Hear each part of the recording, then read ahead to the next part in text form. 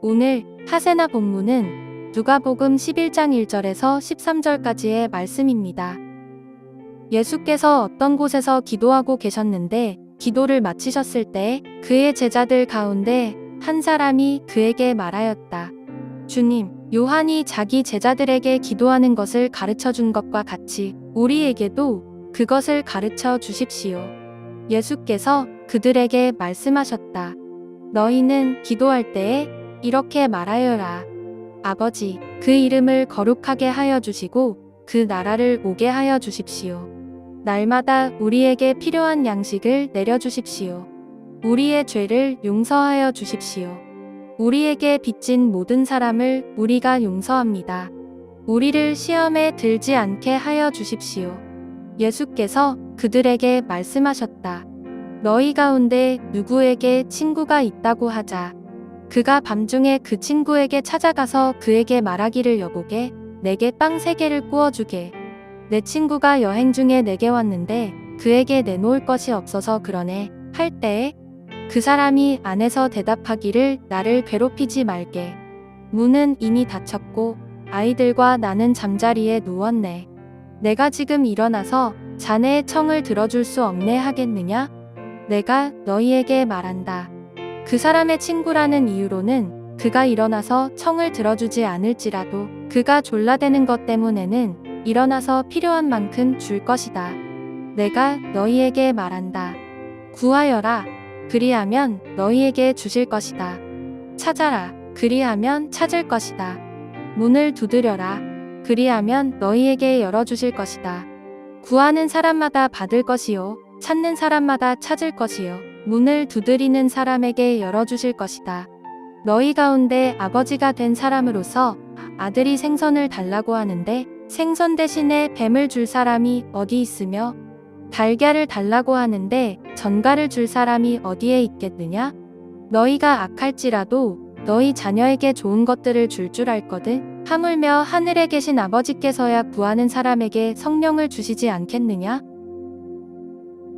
우리는 이틀 전부터 선한 사마리아인의 이야기와 마리아 마르다 이야기를 통해 이웃을 사랑하는 것과 하나님을 사랑하는 것에 대해 살펴보았습니다. 누가는 의도적으로 이 두 이야기를 연결하면서 신명기에 대해 가르치는 하나님의 사랑과 이웃 사랑의 실천에 관한 이야기를 자신의 색깔을 담아 기록하는데요. 이 두 이야기 직후 누가복음 11장에서 기도에 관한 이야기를 하는 것은 절대 우연이 아닙니다. 바로 기도라는 주제는 오직 하나님 사랑과 이웃 사랑이 이루어질 때 나타나는 신비이기 때문입니다.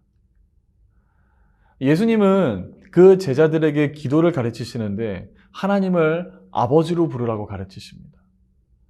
마태복음에서는 하나님을 하늘에 계신 우리 아버지라고 기록하며 하나님의 신성을 상대적으로 강조하지만 누가는 그저 그 전능하신 하나님을 아버지라고 간단히 부를 뿐입니다. 이는 하나님과 인간 사이의 친근함을 나타내는 것이며 마치 인간 아버지가 아들과 딸의 요청을 들어주듯 하나님도 그의 자녀들의 기도를 반드시 들어주실 것이라는 확신이 들게 하는 도입부입니다. 오늘 본문 마지막 부분인 9절에서 13절까지에서도 너희 가운데 아버지가 된 사람으로서 아들이 생선을 달라고 하는데 생선 대신에 뱀을 줄 사람이 어디 있느냐라는 주님의 말씀을 통해 듣고자 하시는 아버지의 마음이 확실히 강조되는 부분이기도 합니다. 그렇게 사랑하는 성도 여러분, 마음 놓고 하나님께 기도하십시오.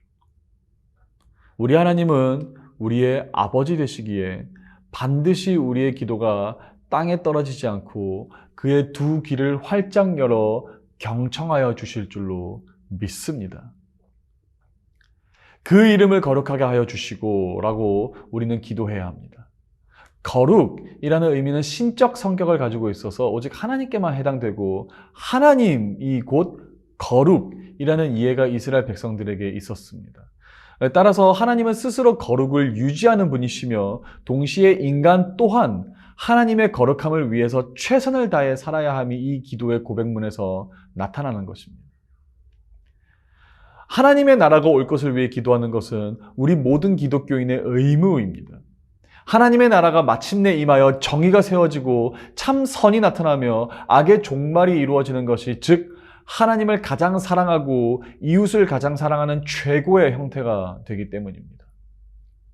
매일의 양식을 위해 기도하는 것은 먹고 마심이 우리 인간의 최고 관심사가 아니며 생사화복이 하나님 손에 있음을 고백하며 그의 주권을 인정하는 고백과 같은 것이며 죄의 용서함을 받고 우리에게 빚진 자를 용서하는 것이 최고의 계명인 하나님을 사랑하고 이웃을 사랑하는 우리를 향한 또 다른 사명임을 이해할 수 있어야 합니다. 그리고 마지막으로 시험에 들지 않게 마소서라고 하는 기도는 죽음을 승리하신 주님은 우리 인간의 연약함을 공감하지 못할 대제사장이 아니시며 설령 넘어진 곳에서 다시 넘어질지라도 다시 한번 일어설 수 있기를 원하는 아버지가 계심을 믿기에 드릴 수 있는 인간의 기도문이 됩니다. 그러나 가장 중요한 것은 하나님께서 인간의 이런 기도를 결국 들어주시는 이유는 하나님께 드릴 합당한 기도문을 잘 작성하여서 예수님께서 그것을 가르쳐 주셨기 때문에 가능한 게 아니라 더더욱이 우리가 선하고 거룩하고 하나님 앞에 나아갈 만한 삶의 태도를 취했기 때문에도 가능한 것이 아닌 바로 하나님의 설명 못할 놀라운 은혜와 자비가 있기 때문입니다. 누가는 주기도, 즉 도입한 내용이 바로 간청하는 친구를 위하여 집문을 열어준 친구의 이야기입니다. 이 친구는 밤중에 간청한 친구의 요청을 들어준 이유가 바로 그가 그의 친구이기 때문에 그랬던 것이 아닌 계속해서 쫄라대는 것이 귀찮아서 더는 들어주지 않을 수가 없어서 어찌할 수 없이 들어준 것이라고 예수님은 말씀하셨습니다. 이와 같이 한낱 인간 또한 사람이 계속 조르면 그의 간청을 들어주기까지 이르는데 하물며 하늘의 아버지 되시며 가장 선하신 하나님께서 우리의 간구를 귀마금하시겠냐며 주님은 그의 기도를 우리에게 가르쳐 주셨던 것입니다. 따라서 우리의 기도는 온전히 우리를 향한 그의 긍휼을 잃지 않으시고 들어주시는 하나님 아버지가 계시기에 이루어지는 것이지 우리의 능력과 자격과는 전혀 상관없는 것입니다. 그럼 우리 사랑하는 높은 뜻 푸른 교회 성도 여러분, 구할 것이 있다면 간절히 구하십시오. 그러나 이는 세상의 부귀영화를 구하라는 것이 아닌 주님께서는 이미 우리 성도가 마땅히 구해야 할 것을 가르쳐 주셨습니다. 먹을 것, 마실 것, 입을 것이 아닌 하나님의 거룩함을 위하여 그의 나라가 임하기 위하여 용서와 용서할 수 있는 능력, 매일매일의 일용할 채우심을 위해 끊임없이 쉬지 말고 하나님께 기도하십시오.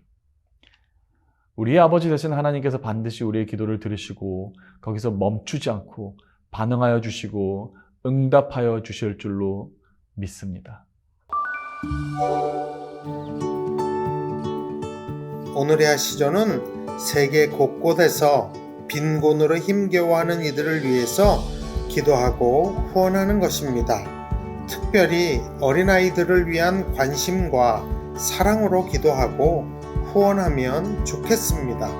오늘의 하시조 함께 하시죠.